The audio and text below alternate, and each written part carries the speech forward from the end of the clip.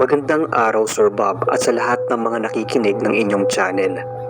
Tawagin mo na lang akong Lerma at ibabahagi ko sa inyo ang kwentong hindi ko kailanman malilimutan. Ito ay isang karanasan na nagpabago sa akin ng paniniwala sa mga bagay na hindi maipaliwanag. Hindi ko alam kung may naka-experience na rin ba sa inyo nito. Dapat ay isang masayang road trip lang ang aming pupuntahan. Isang bakasyon kasama ang mga kaibigan ko sa isang resort sa Cavite na gusto talaga namin puntahan dahil maganda. Maliwanag pa nung umalis kami. Masaya at excited kami habang nasa biyahe pa lang. Pero hindi namin alam na yung bakasyon na yon ang magdadala sa amin sa bangungot. Nagsimula ang lahat nang biglang maligaw kami. Nangyari pala to taong 2017. Gumamit naman kami ng Waze. Medyo bago-bago pa to noong mga panahon na yon. Imbis na ituro kami sa tamang daan, dinala kami nito sa isang makitid na kalsada na hindi na namin mawari kung saan. Yung bang iisipin mong parang dito sinasalvage yung mga tao.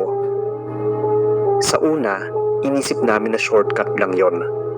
Wala ring may alam sa amin kung paano puntahan yung resort na yon. Umasa lang talaga kami sa Waze. Sa daanan, kapansin-pansin ang matataas na mga damo sa magkabilang gilid na parabang matagal nang hindi ito nadadaanan. Yung tipikal na lugar kung saan tinatapon yung mga bangkay base sa mga pinapalabas sa TV o movies. Mas nag-alala kami nang mapansin naming wala kaming kasabay na ibang sasakyan. Ni isang motor o kahit anong senyales ng ibang tao, wala. Lumalalim na ang gabi noon at nasa daanan pa rin kami. Nagsimula nang bumigat yung pairamdam ko. Naging tahimik ang lahat. Yung mga kaibigan kong nagkukwentuhan ng kung ano-anong napapanood nila sa horror movies ay parang ganun din daw yung nangyayari sa amin. Nanindig yung mga balahibo ko kasi matatakotin ako. Nagsimula na rin mawala ng signal sa area kaya hindi na namin magamit yung data namin at lalo yung Waze. Hindi kami makapag-search sa phone kung paano ang tamang daan. Saka ko napansin na parang may mga anino sa gilid ng kalsada. Alam kong hindi sa amin yon. Sa una, akala ko bunga lang ng pagod o kaya guni-guni lang. Pero nang tinan kong mabuti, parang may kakaiba sa kanila. Hindi lang sila basta parang anino, kundi parang itim na nilalang. Sobrang itim na parang anino nga. Naatayo lang sila na parang naamasid sa amin. Wala din silang muka, pero ramdam kong sa amin sila nakatitig. Maya-maya, biglang bumigat yung hangin. Parang may nag-iba sa loob ng sasakyan. Ramdam ko yung panlalamig ng balat ko, kahit naapatay naman yung aircon. Sinubukan naming bilisan ang patakbo sa kotse, pero parang hindi kami umuusad. Yung kalsada, walang katapusan. Kahit anong bilis ng pagpapatakbo namin, ay parang paikot-ikot lang kami sa parehong lugar. Nagpasya kaming huminto para balikan yung dinaanan. Pero ganun pa rin. Hindi kami makalabas at parang paikot-ikot lang. Parang mas kumapal at tumaas pa nga yung mga damo. Tapos naglalakihan na yung mga puno. Pinabalot na rin kami ng kadiliman. Hindi ko alam kung tama ba yung nakita ko noon o namalikmata lang. Pero kita ko pa rin yung mga hugis anino sa may dulo sa gilid namin at nakatingin sa amin. Tinanong ko yung mga kasamahan ko kung nakikita rin ba nila. Ang tanong nila, ano daw? Ibig sabihin, ako lang yung nakakita sa kanila. Ako pala yung nagmamaneho nun. Hawak ko ng mahigpit yung manibela. Hindi ko na alam ang gagawin. Maski yung mga kasama ko, natataranta na. Wala na ngang signal sa area, niligaw pa kami. Hinunto ko muna yung sasakyan at sinabi ko bumaba muna kami. Magpahangin saglit at subukang makahanap ng signal. Pinatay ko muna yung makina at nagsibabaan kami. Ang dilim talaga ng paligid dahil magkakalayo yung mga poste ng ilaw. Nang makita ko sa kabilang poste ng ilaw yung itim na mga nilalang na parang mga anino. Parang papalapit na sila ng papalapit sa amin. Naistatwa ako noon sa kinatatayuan. Hindi talaga ako makagalaw. Naatitig lang ako doon sa mga figura na palapit ng palapit sa amin. Hindi ko rin magawang maabagsalita o maasigaw man lang. Nang bigla akong makarinig ng sigaw ng isa sa mga kaibigan ko. Doon lang ako natauhan. Mabilis ko silang pinapasok sa kotse at dali-daling in-start yun. Inapakan ko agad yung gas para makaandar na kami. Habang nagmamaneho, nakita ko sa gilid ng kalsada sa may mga damuhan yung itim na mga figura. Sinabihan ako ng kaibigan kong napasigaw kanina na bilisan ko raw ang pagpapatakbo dahil baka maabutan nila kami. Chinek ko yung side mirror at wala na doon yung mga figura. Tinanong ko kung nakita rin ba niya yung mga anino. Ang sabi niya ay oo. Kaya nga raw siya napasigaw dahil may papalapit sa aming mga itim na figura na kuminto kami at nagpahangin. Napansin nga rin daw yun ng ibang mga kasamahan namin. Sadyang sobrang natakot lang daw itong isa dahil baka tambangan kami ng mga yon o di kaya mga multo o mga aswang. Naniniwala rin kasi siya sa mga kababalaghan, lalo kapag nasa lugar ka na hindi mo kabisado. Nagpatuloy ako sa pagmamaneho. Halos tikom lang ang bibig naming lahat dahil hindi alam kung paano magre-react. Hanggang sa ilang minuto ang lumipas, napansin ko na parang papalabas na kami dun sa kalsadang napupuno ng mga manlagong damo. Medyo nakahinga rin kami ng maluwag nang finally magkaroon na ng signal yung phone. Agad namin chinek yung Waze at sabi nito, papunta na kami sa main road. Kahit gabi na ay nagdire-diretso na kami pumunta doon sa narentahan naming resort. Almost 20 minutes na lang daw kasi ay nandoon na kami. Sa totoo lang, pagpunta namin ng resort, doon namin mas pinag-usapan yung nangyari sa amin.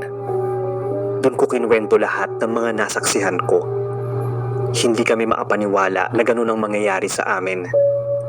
Yung simpleng bonding at bakasyon na wrong turn pa, na may halong kaba at katatakutan. So nawala rin yung excitement namin at medyo na bad trip. Kahit pinipilit naming enjoyin yung stay namin doon. Matapos sa resort, awa naman ng Diyos at tagwa pa naming makauwi ng ligtas sa kabila ng nangyari sa amin nung nakaraang 2 gabi. Hindi na namin sinunod yung shortcut na sinasabi sa Waze at nag-stick kami sa main road dahil baka maulit na naman yung nangyari sa amin. A few days after, nalaman ko na yung mga nakita naming itim na mga figura ay parte pala ng isang kulto. Isa raw sa kampo nila ay malapit doon sa dinaanan namin sa may bandang Kakahuyan at matataas na damo. Sa may bandang Alfonso, Cavite po pala ito. Siguro ay nagpakita yung ilan sa mga miyembro ng kulto para manakot o kaya paalisin kami sa lugar. Teritoryo kasi nila yon.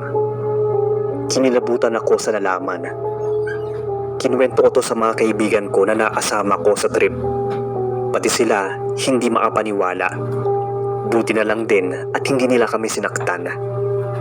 Pero ang pinagtataka at misteryo pa rin sa amin ay kung paano kami naligaw sa lugar na yon, na parang nagpabalik-balik lang kami kahit anong atras at abante namin, na para bang hindi lang kulto ang meron doon. Yun bang may kung anong elemento rin ang pinaglaruan kami. Kayo Sir Bob at sa mga nakikinig, ano kaya sa tingin nyo yon? Maraming salamat po sa inyong oras, sir. Sana ay ma-narrate at ma-feature nyo to sa channel.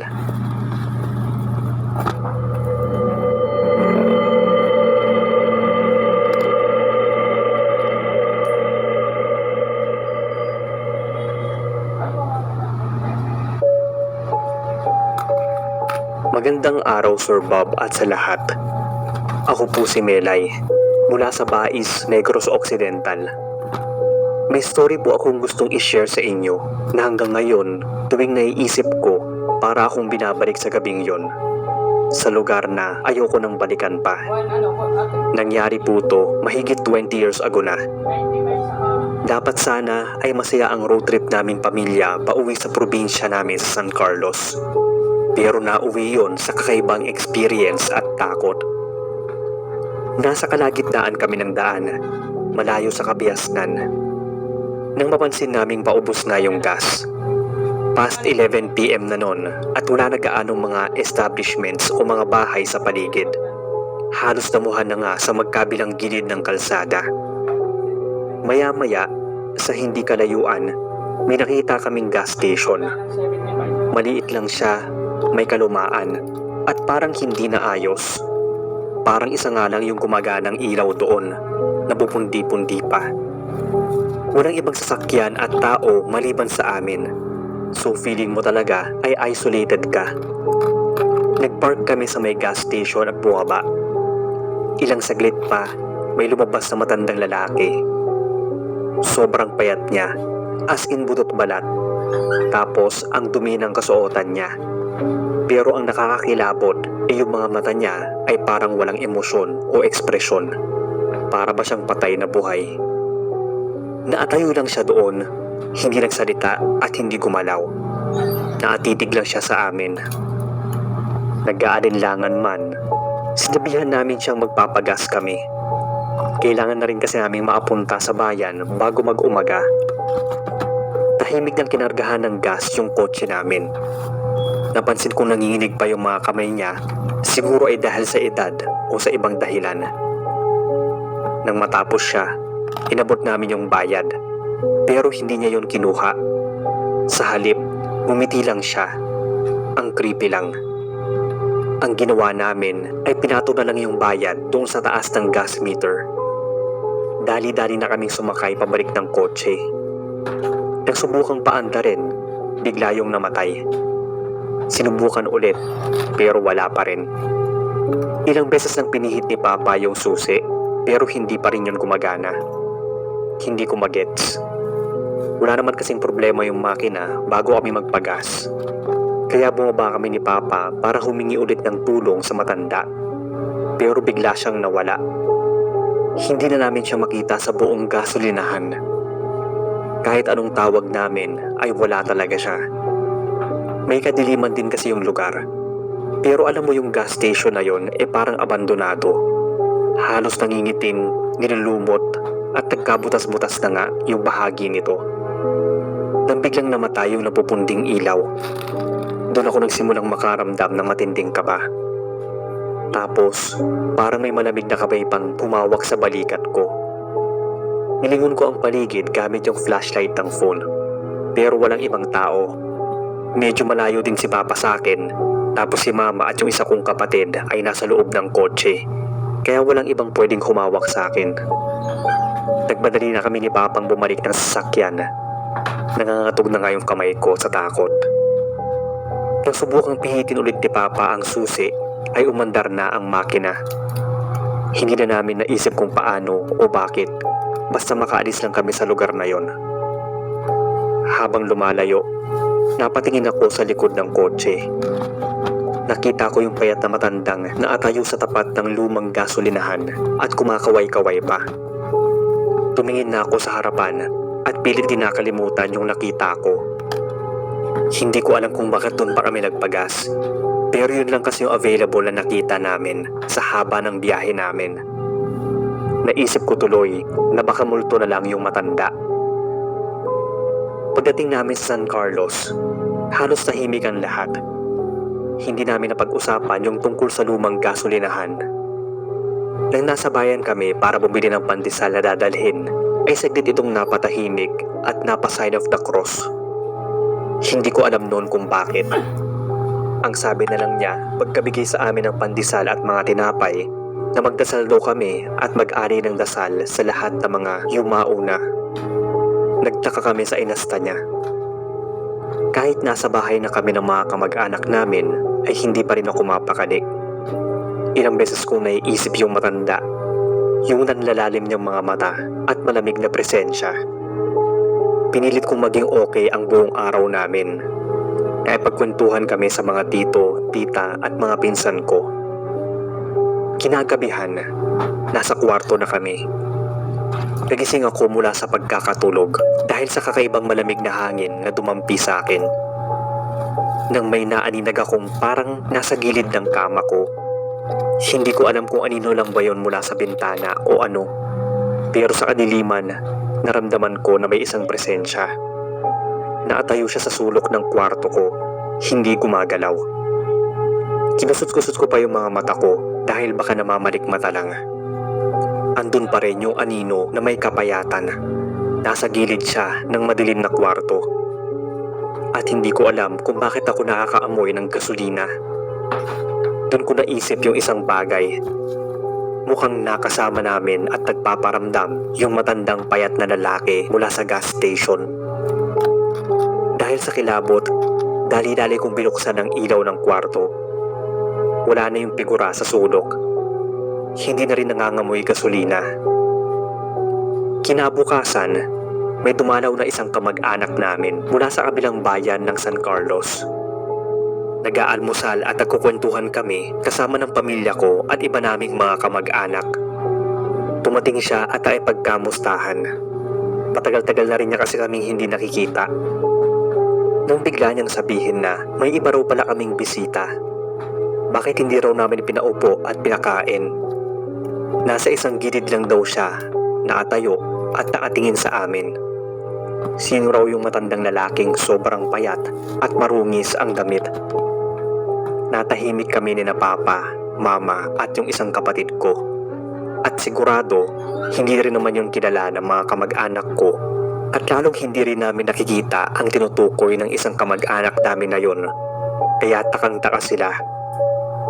Doon namin kinuwento yung nangyari doon sa gas station na napuntahan namin. Baka kaluluwa na lang daw yun ng matandang lalaki na sumabay sa amin. Kinilabutan ang lahat dahil doon. May holy water kasi sa altar, yung bahay ng kamag-anak namin kung saan kami nagstay. Winisikan namin ng holy water ang bawat sulok ng bahay at ipinagdasal ang kaluluwa ng matanda na sana ay matahimik na siya at hindi na siya manggambala pa sa aming lahat. Awa naman ng Diyos ay natigil ang pagpaparamdam. Naging maayos at masaya naman yung naging bakasyon namin doon na nahaluan ng konting katatakutan. Doon ko nga na-realize na siguro yung tindero ng tinapay na pinagbilhan namin doon sa bayan, siguro ay nakita rin yung kaluluwa ng matanda. Kaya napa-sign of the cross siya at sinabihan kaming ipagdasal ang mga yumauna. Hanggang dito na lang Sir Bob ang creepy story namin. Sana ay magustuhan nyo at maisama sa channel.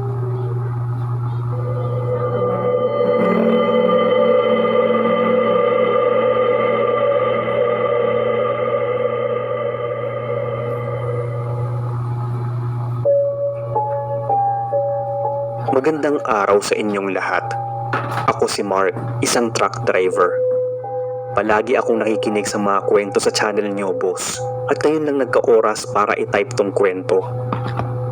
Binata pa lang ako ay tunay na kasanayan kong trabaho. Hanggang ngayon na pamilyado na ako ay isa pa rin akong truck driver. Galing pa akong Baguio at bumabiyahe papuntang Maynila para i-deliver ang mga gulay na inaangkat namin sa palengke roon. Itong kwentong ibabahagi ko ay bumago sa buhay ko. Isang karanasan na hindi ko kailanman inakalang posible pala hanggang sa mangyari ito sa akin mismo. Bilang truck driver, sanay na ako sa biyahe, sa pagdaan sa kung saan-saan, kahit sa pinakamadidilim na kalsada. Hindi naman ganun kalakihan ang truck. Sakto lang sa pag-deliver ng gulay at para makadaan sa mas maliliit na kalsada. Pero may isang ruta na nadaanan ko na hindi ko nababalikan. Nung gabing yon, dapat normal lang yung biyahe ko, pero hindi ganun na nangyari. Yung ruta ko kasi ay palaging matraffic. Kaya nang makita ko sa ginamit kong GPS ang isang kalsada na hindi ko naman nadadaanan, naisip kong subukan yon. Wala namang mawawala. Mas mabilis pa akong makakarating sa destinasyon. Sa may parteng Pangasinan pala to. Sa unang bahagi ng biyahe, wala naman akong napansing kakaiba maliban sa dilim at katahimikan ng kalsada. Ayos ang lahat. Pero makalipas ng ilang kilometro, napansin ko na may isang lalaki sa gilid ng kalsada sakay ng bisikleta. Wala namang kakaiba sa kanya. Nakayuko lang siya na parang nagpapahinga. Hindi ko na masyadong pinansin at dumaan lang ako. Makalipas ng ilang minuto, Nakita ko ulit siya sa parehong posisyon, parehong forma. Nasa gilid pa rin ng kalsada. Ang nakapagtataka, hindi ko naman siya nakitang nagbisikleta at nauna sa akin. Muli, dumaan lang ako. Inisip ko na baka may shortcut lang siyang alam kaya siya nauna sa akin. Pero nang makita ko na naman siya sa pangatlong pagkakataon, nagsimula na akong magtaka talaga. Nakaramdam na ako ng kaba. Sa isip ko, hindi siya pwedeng mauna sa akin nang hindi niya ako nalalagpasan. Mukhang may hindi na tama doon. Medyo binagalan ko yung pagpapatakbo ng truck. Tiningnan ko siya sa side mirror.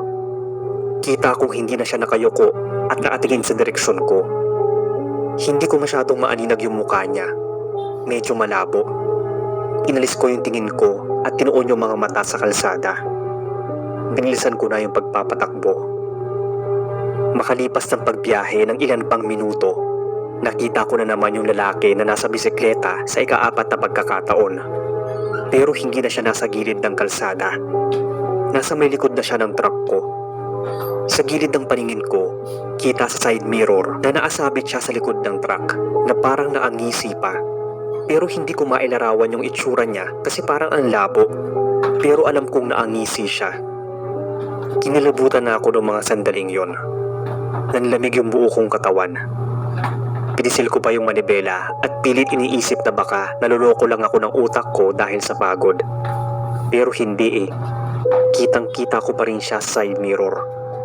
Kahit may kadiliman ang gabi, kahit hindi ganon kalakas yung ilaw, ay kita ko pa rin siya. Naadikit siya sa likuran ng sasakyan ko na parang wala lang. Hindi ko alam kung tao pa ba yun o ano. Nang ihinto ko yung sasakyan at tiningnan siya sa salamin, ay wala na ito sa likod ng truck. Humupa yung nararamdaman kong kaba. Patapos ng ilang segundo, nagpatuloy na ulit ako sa pagmamaneho. Hindi ko na rin naisip kung gaano ako kabilis ng mga sandaling yon. Hindi ko na nga rin alam kung tama pa ba yung direksyong tinatahak ko dahil nga iba yung ruta ko kaysa sa nakasanayan. Ang tanging naisip ko lang ay makalayo sa lugar na yon, makaalis na. Maya-maya, nakita ko na naman yung lalaking nakasabit sa likod ng truck ko. Bawat lingon ko sa side mirror, andoon pa rin siya. Hindi gumagalaw pero hindi rin bumibitaw. Yung ngisi niya, mas lalong tumindi na abot hanggang tenga na nga. Pero hindi ko pa rin maaninag yung itsura niya. Basta ang ginawa ko lang, nagpatuloy sa pagmamaneho. Bahala na ako mahulog siya o ano. Hindi ko na rin alam kung ilang minuto ang lumipas at kung paano ako nakaalis sa daan na yon. Pero nang makita ko ulit yung main road na kadalasan kong binabaybay, tapos may ilang sasakyan na rin na dumadaan, bigla na lang nawala yung lalaki sa likod ng truck. Pagdating ko sa warehouse, hindi ko na inisip yung delivery. Lumabas agad ako ng truck at chinek yung likod para tingnan kung may bakas siyang naiwan. Nakita kong may mga marka ng kamay, malalim at mahabang gasgas sa bakal sa pinto ng truck ko. Tinanong pa nga ako ng kasamahan ko kung anong nangyari. Ang sabi ko, may lalaking sumampa doon sa ruta ko sa Pangasinan at ayaw bumaba kahit mabilis na yung patakbo ko. Ang sabi niya ay iwasan ko na raw yung rutang yon at manatili na lang ako doon sa palagi kong dinadaanan. Simula talaga noon, hindi ko na muling dinaanan pa yung kalsadang yon. Hindi ko na rin muling nakita pa yung lalaking may bisikleta. Pero minsan, sa tuwing tumitingin ako sa side mirror, pakiramdam ko ay may nakatingin pa rin sa akin. Simula nga nang mangyari yon, hindi na ako mapakali sa tuwing bumabiyahe ako sa gabi. Kahit nasa ibang ruta na ako, palagi akong napapalingon sa side mirror. Sa tuwing dumidilim ang daan, parang may malamig na hangin na dumadaan sa batok ko. Iniisip ko na andoon na naman siya. May isang gabi pa nga noon, matapos ang ilang linggong pagtahak sa main road, muli kong nadaanan yung ruta na yon. Napaiwas talaga ako ng tingin. Pilit ko na lang kinakalba yung sarili ko kapag ganon. Walang dahilan para matakot. Nawala lang siguro yung pangamba ko matapos ng ilang buwan. Iniisip ko nga kung baliw lang ba yun, nantitrip, o baka aswang na. Pero nakakatakot pa rin isipin kahit anuman doon, lalo kapag mag-isa ka lang sa gabi. Hanggang dito na lang boss ang kwento ko. Sana ay mabasa ninyo at masama sa channel.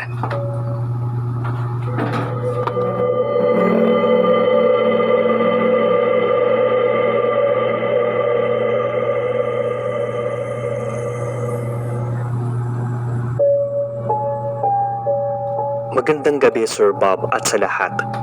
Tawagin mo na lang akong Felix, taga Dasmariñas, Cavite. May gusto lang akong ikwento na hindi ko kailanman malilimutan. Isang gabi na halos ikabaliw ko sa takot.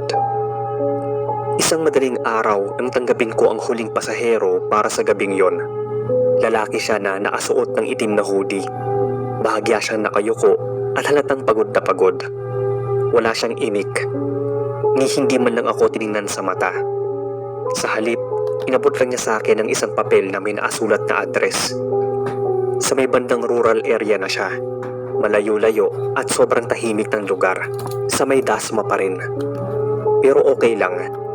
Iniisip kong mas mabilis akong makakauwi matapos nito dahil hindi naman sobrang layo ng paghahatiran ko sa kanya sa bahay namin. Habang binabagtas ko ang madilim na kalsada, palakas ng palakas ang ulan. Wala na halos ibang sasakyan sa paligid. Tanging tunog lang ng wiper at makina yung bumabasag sa katahimikan. Mula sa rear view mirror, sinilip ko yung pasahero. Naasandal ito sa bintana at nakapikit. Maya-maya pa, napansin kong dumaan ako sa isang lumang bahay. Isa siyang malaking bahay na yari sa kahoy, may bakod na bakal at ilaw na mahina lang na kumikislap-kislap pa. Sa unang tingin, wala namang kakaiba doon. Hanggang sa ilang minuto pa ang lumipas, dumaan ulit ako sa parehong bahay. Nagtaka at medyo kinabahan ako noon dahil kahit hindi ko naman nadadaanan ng lugar talaga, medyo alam ko yung bahaging yon. Sigurado din akong dire-diretso lang yung takbo ko. Hindi ako lumiko pabalik. Pero baka nagkamali lang ako ng daan. Kaya nagpatuloy ako. Mas nilakasan ko pa yung apak sa gas. Siniguradong sinusundan ko yung direksyon. Pero pagsapit ko sa isang kanto, nakita ko ulit yung lumang bahay. Doon na ako napalintik. Naisip ko na baka naengkanto na ako o pinaglalaroan na ako ng kung anumang elemento o nilalang sa lugar na yon. Nanginginig na nga yung kamay ko habang nakahawak sa manibela. Dahil unang beses yun na nangyari sa akin. Ito na talaga yung sinasabi nila na naglalaro ang daan sa mga hindi taga roon. Natotoo naman dahil hindi ako taga doon sa area. Sa pagkakataong yun, may napansin akong kakaiba. Nung unang 2 beses kong nadaanan ng bahay, sarado ang gate nito at walang tao sa harapan. Pero nung 3 beses na, may isang babaeng nakatayo sa labas. May kahabaan yung buhok niya at basang-basa sa ulan. Medyo namumutla rin siya at suot niya yung puting duster na parang hindi na alis sa katawan niya sa loob ng maraming taon dahil pansin kong marungis yun. Ang napatindig talaga ng balahibo ko ay nakatitig siya sa akin. Medyo mamagal lang yung patakbo ko noon pero iniisip ko kung titigil ba ako o itutuloy ang pagmamaneho. Pilit kong iniiwas yung mata ko sa rear view mirror. Pero parang may kung anong puwersang nag-uudyok sa akin na silipin yung pasahero ko. Doon na ako nagdalawang isip kung gising nga ba ako o panaginip lang ang lahat. Yung lalaking may suot ng itim na hoodie, hindi na siya nakaupo sa likod. Sa halip, isang matandang lalaki ang naroon. Walang buhok, nanlalalim ang mga mata. Sa sobrang takot ko ay napahinto ako. Hindi ko alam kung tatakbo ba ako palabas ng taxi o ano. Nanginginig na yung katawan ko at ang lalamig na. Parang bumagal ang oras. Hanggang sa may naramdaman akong dahan-dahang humihinga ng malamig sa batok ko. Doon ako napapikit. Hindi ko na alam ang nangyari. Pero para akong natauhan at inaalog ako ng pasahero kong lalaki na naka-hoodie. Inabot niya sa akin yung bayad niya na kung ano yung nakalagay sa metro. Pagkatapos ay lumabas na siya ng taxi. Ando na pala kami doon sa paghahatiran ko sa kanya. Hindi ko na malayan na nakaabot pala kami doon. Kasi ang huling pagkakaalala ko ay huminto ako at napapikit. Buti na lang at hindi kami nadisgrasya. Hindi ko talaga alam kung nananaginip pa ako noon o kung ano talaga ang nangyari sa akin. Kung napaglaruan ba talaga ako ng elemento. Nang mahimasmasan, sinuri ko ang buong taxi. Wala namang sira, nakalak yung pinto sa likod. Nasa tamang lugar ang metro. Nagmaneho na ako pauwi ng bahay. Pagka-uwi, halos hindi ako makatulog nung gabing yon. Paulit-ulit bumabalik sa isip ko yung bahay na nalaanan ko ng ilang ulit. Yung babaeng naatayo sa gitna ng ulan. Yung pasaherong nag-iba ng anyo. Hindi ko alam kung nababaliw na ba ako. Pilit kong kinakalma ang sarili. Pero kahit anong gawin ko, naririnig ko pa rin sa isip ko yung tunog ng ulan at yung bulong ng hangin. Pati na yung malamig na buntong hininga sa batok. Kinabukasan, sinubukan ko pa rin ipagpatuloy ang trabaho. Ganoon talaga, walang lugar ang takot. Pero isa yun sa karanasang hindi ko makakalimutan. Simula din noon ay iniiwasan ko ng dumaan pa doon sa bahagi ng Dasma. Ito lang Sir Bob ang kwento ko. Maraming salamat sa pagbabasa.